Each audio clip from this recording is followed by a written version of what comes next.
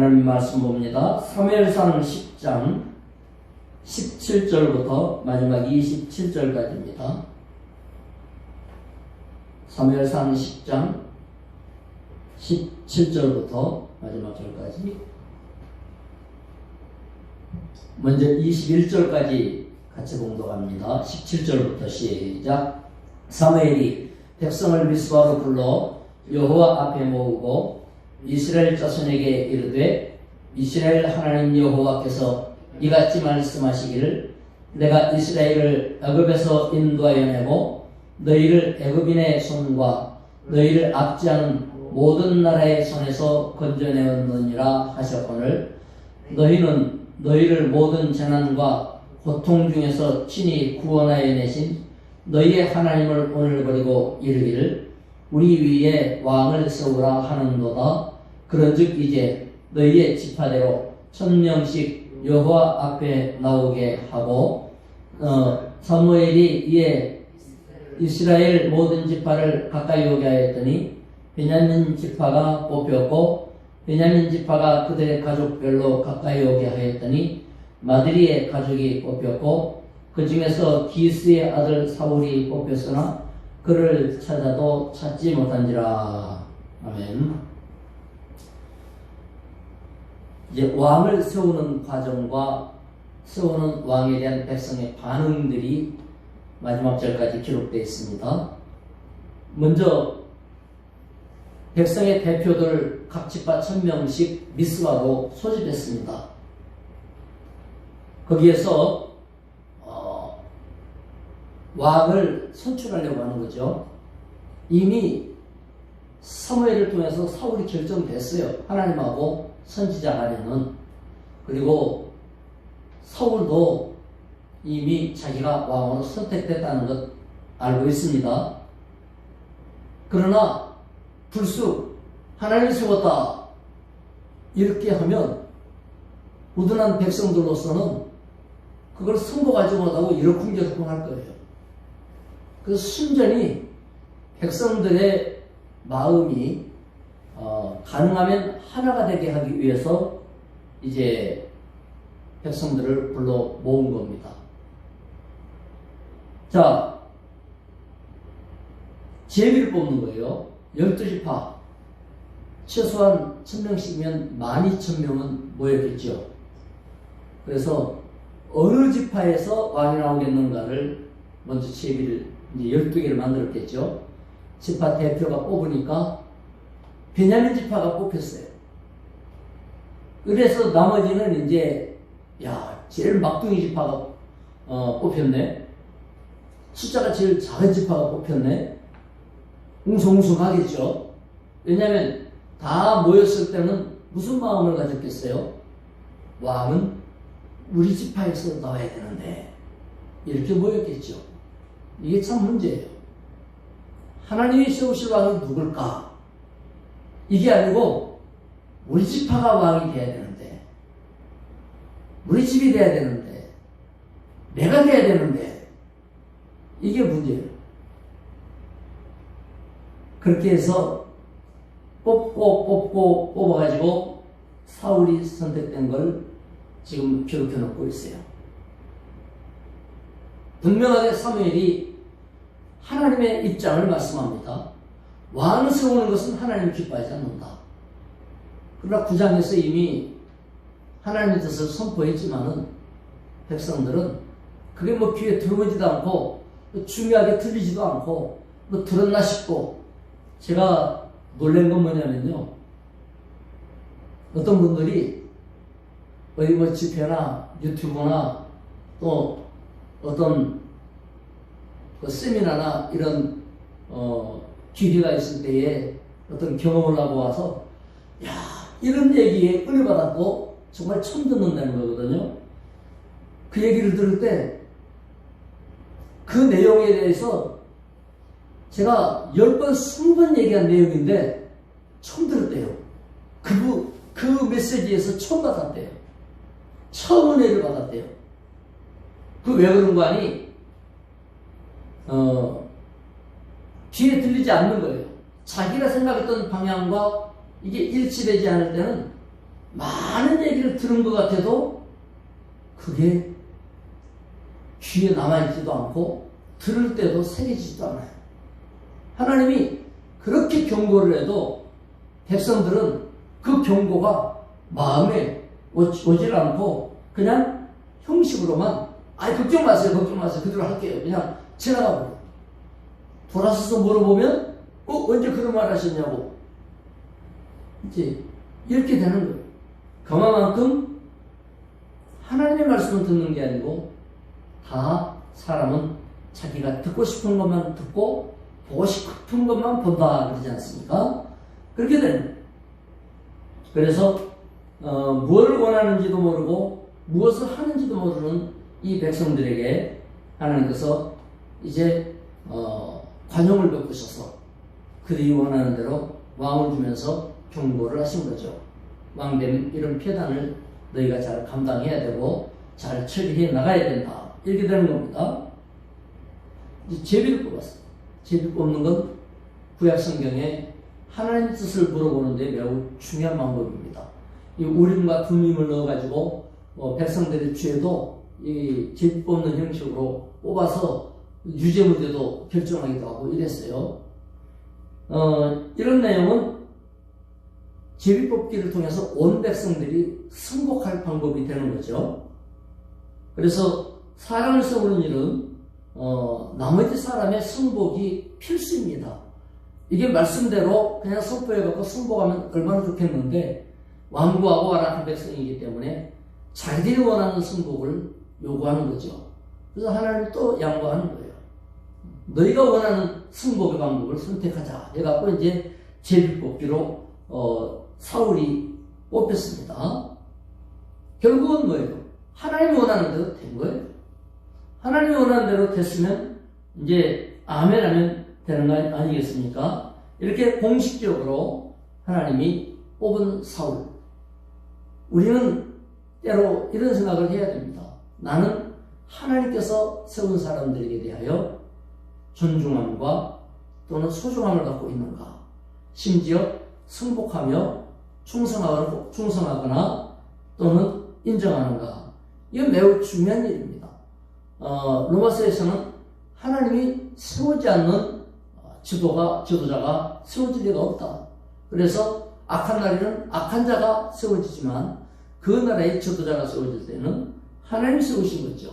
단 그 지도자가 하나님의 뜻에 반할 때면 하나님의 뜻에 서 있는 백성들은 그것에 대하여서 저항하거나 하는 건 정당한 것입니다.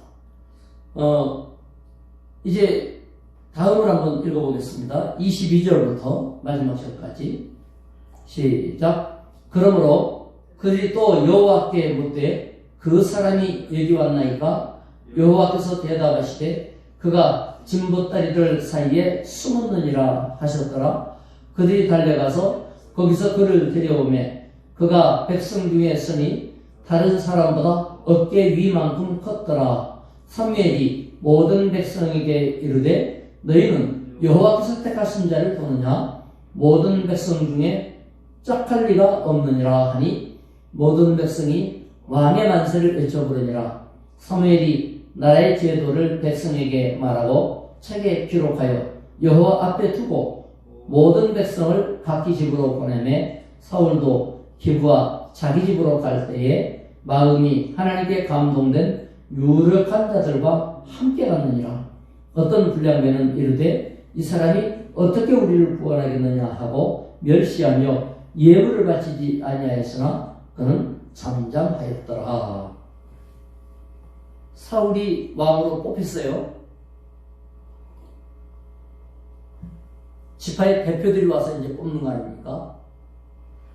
지파가 뽑혔고 가문이 뽑혔고 가정이 뽑혔고 그 가정에서 사울이 뽑혔는데 사울이 어디 있느냐? 없어요. 안 보여요. 왜 사람들이 당황하는 거죠? 아니 도대체 어디로 갔는가? 찾아보니까 진보다리 사이에 숨어 있어요. 사울은 자기가 선택됐다는 걸 알고 또 이런저런 과정을 통해서 결국은 선택이 됐음에도 불구하고 매우 겸손한 걸 볼 수 있어요. 데려가서 보니까 준수하고 키가 백성의 어깨 위만큼 더 컸다고 그러죠. 그러니까 백성이 볼 때는 야, 장군감이다. 저 정도면 우리를 구원할 만한 위엄을 갖췄다. 이미 구장에서 백성들이 그렇게 반했어요. 그래서 사울을 보고 백성들은 기뻐했습니다. 한마디로 자기들을 리드하고 구원할 만한 용사로 평가한 겁니다. 심지어 인품도 매우 겸손합니다. 나중에 보면 겸손하다 못해 소심합니다. 불량배들이 여기 순복하지 않는 사람들을 불량배라고 했어요. 그러니까 말씀 순종 안 하는 사람은 불량배래요. 불량하다 이거죠. 아니 사울이 무슨 우리 구원자가 되겠냐?